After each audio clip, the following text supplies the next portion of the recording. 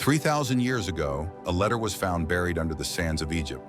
It was from one king to another, sealed in clay, written in cuneiform. The letter began, "My brother, the great king of Hatti." Most people know Egypt.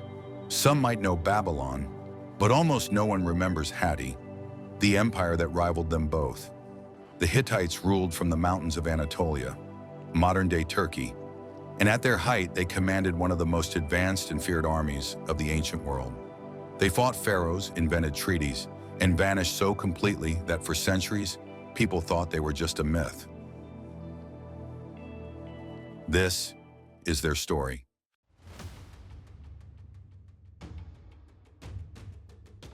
In the early 2nd millennium BC, while Egypt was building its pyramids and Babylon wrote its laws, the central plains of Anatolia were home to scattered kingdoms. Among them rose one ambitious city, Hattusa. Its kings unified the tribes around them, creating a new identity, the people of Hatti.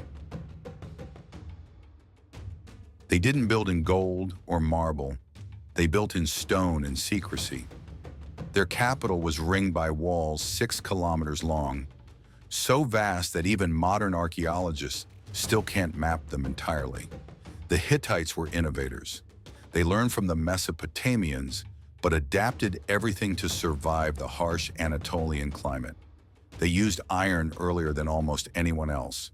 They organized their cities, their grain stores, and even their law codes with brutal precision.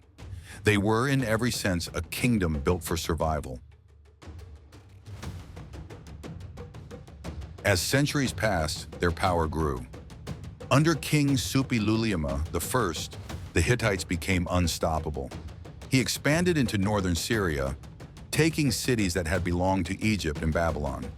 Soon, the 3 greatest powers of the Bronze Age, Egypt, Babylon, and Hatti, were locked in a fragile triangle of fear. Their armies used fast, lightweight chariots. Their warriors were trained for mountainous terrain, giving them an edge against their southern rivals. The Hittites were not as rich as Egypt, but they were better at politics. They made alliances, arranged royal marriages, and signed written treaties, a concept almost unknown at the time. One of these, the Treaty of Kadesh, signed with Pharaoh Ramses II, is considered the world's first recorded peace treaty. 2 empires, once at war, decided to share the world instead of destroying it.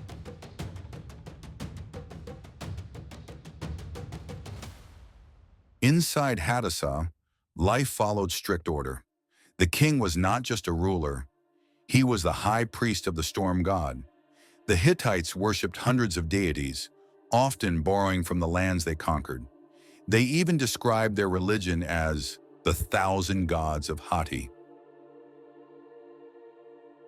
Their temples were carved into mountainsides, lined with lion gates and sphinxes.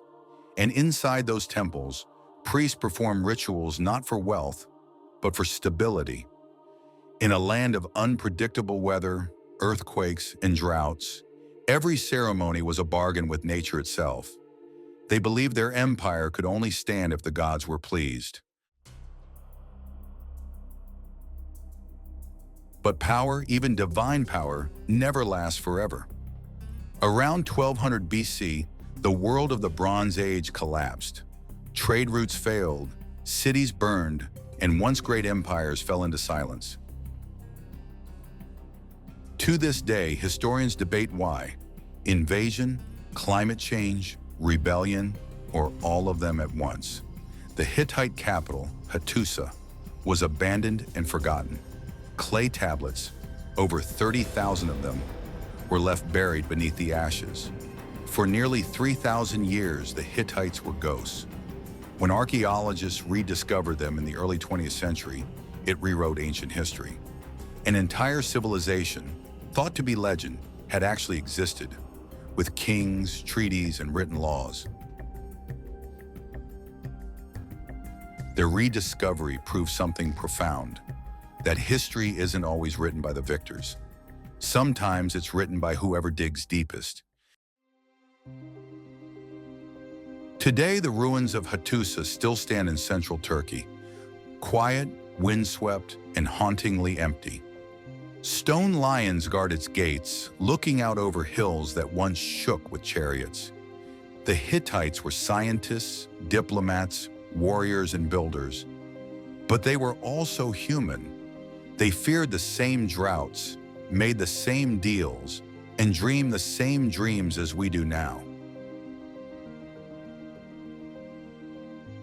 Their story reminds us that even the greatest empires can disappear, not because they failed, but because time has a way of burying everything. Yet under the dust of Anatolia, their tablets still whisper, "We were here, we built, we ruled, we remembered."